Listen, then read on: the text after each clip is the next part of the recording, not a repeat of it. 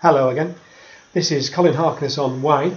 Once again promoting wine, but obviously my particular interest living in Spain is Spanish wine, as you will have seen on my previous videos. Don't forget, just look on YouTube for Colin Harkness on wine. Now I'm going to call this particular video Variations on a Theme. I know it sounds a bit odd, but then if you've seen my videos before, you'll know that a bit odd is actually quite normal for me. First of all, the theme. Well, there are two themes, and that's why it's variations. There are two themes. First of all, the theme is Tempranillo. Tempranillo, of course, is the noble grape variety of Spain, perhaps made most famous originally by those winemakers in the wonderful area of Spain, Rioja. But in actual fact it's used all over the place, and confusingly, although I won't go into it today, confusingly it has a number of different aliases as well, which makes it a little bit confusing for the consumer. But anyway, Tempranillo, that's one of the themes on which there are variations today. And you can see perhaps in front of you that another theme on which there are variations is this is a selection of wines made by a bodega called Vallarcal, and that's from the Extremadura area.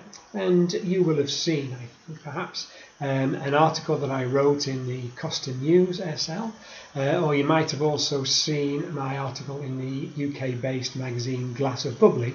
Different articles, but based on the same theme, and that is Cava de la Plata. Cava de Villa de la Plata. That's it. Cava de Villa de la Plata. Well, this is the still wine arm of that particular group. It's called Vallarcal. I'll put the details up when it comes to the end of the video. But the theme here of this particular style of wine is animals, as you can see. But even that is a variation. I didn't know really which was my favourite of the four on this particular theme, the four wines that there are. We have in front of you zebra, we have tiger, there's also snake, and there's also leopard. I wasn't sure which ones to use. I can't fit them all in, or it would have blotted out my face. On the other hand, probably a good idea to blot out my face, but another time maybe. Yeah, the variations on a theme. For many years in Spain now, there has been a dramatic sea change on the labelling of bottles of wine. It used to be wire wrapped around them, Gothic old writing on dusty old bottles. Well, I don't know, 12 years ago perhaps it started to change. And the reason for that is because they realised that they needed in Spain to get onto the marketing that the rest of the world was starting to get on with, particularly those wines from the New World, as we say. These are old world wines, but with a modern New World spin in terms of the way they're made, but certainly in terms of the labelling.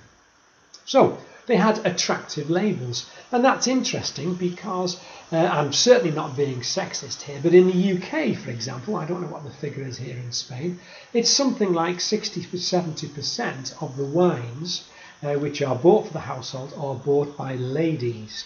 The inference being it's the ladies who do most of the shopping in the supermarkets in the UK. Now come on fellas, that's not fair. You've got to do your own bit as well. But it certainly is important because labels attract consumers. Well, Vallarcal have upped the ante. They've gone one step further, and what they've done is they've put in a certain tactile element to it as well. It's really interesting and really fascinating to touch these labels. First of all, look at what's left of the foil on the top of the bottle. Of course, I cut the top off because I've really enjoyed drinking these. But you can see that the zebra theme goes right through to the rim of the bottle, and also the tiger does on the other ones. Oh, that's a certain colouring. But I won't do it now. But when you see these wines on the shelf, because obviously they'll stand out and you'll be able to do it, have a touch of them as well, because the labels are tactile in as much as it's not hairy like perhaps a tiger would be, but it has a feel to it like it is an animal skin. It's really quite remarkable.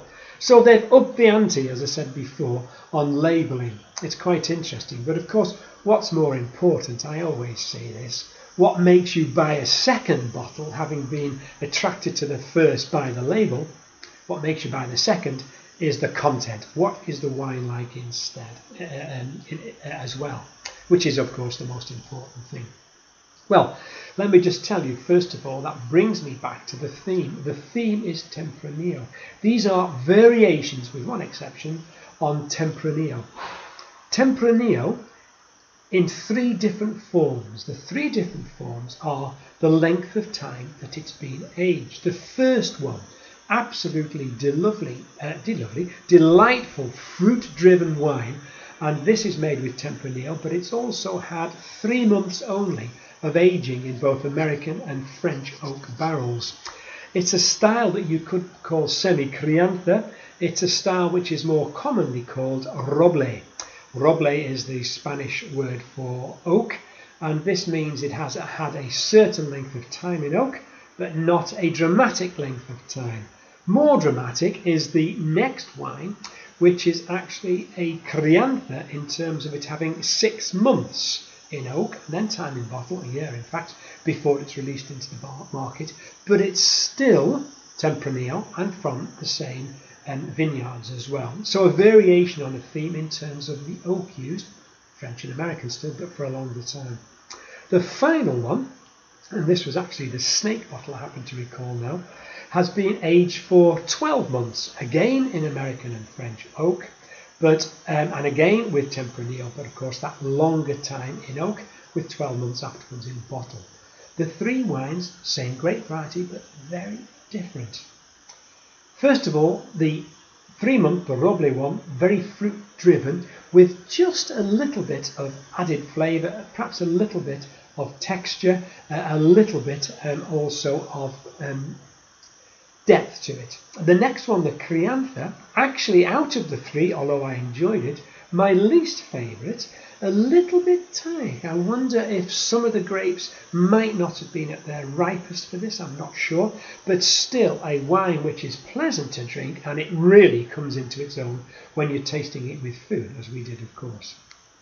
Finally, perhaps my favourite or equal favourite is the 12-month one, where you do get more complexity, you do get more body for the extra time that it's spent in oak, but also that doesn't diminish at all the fruit content. Lovely strawberry, tinned strawberry in actual fact, but some dark fruits as well. Now, the final one of the 4 is a white one as well, and this is made with 2 indigenous grape varieties. I'll tell you a little bit more about that one in another DVD. I've gone on a little bit too long. Look out for them, please. Vallarcal, V-A-L-L-A-R-C-A-L, and look out for the variations on variations of themes. Adios.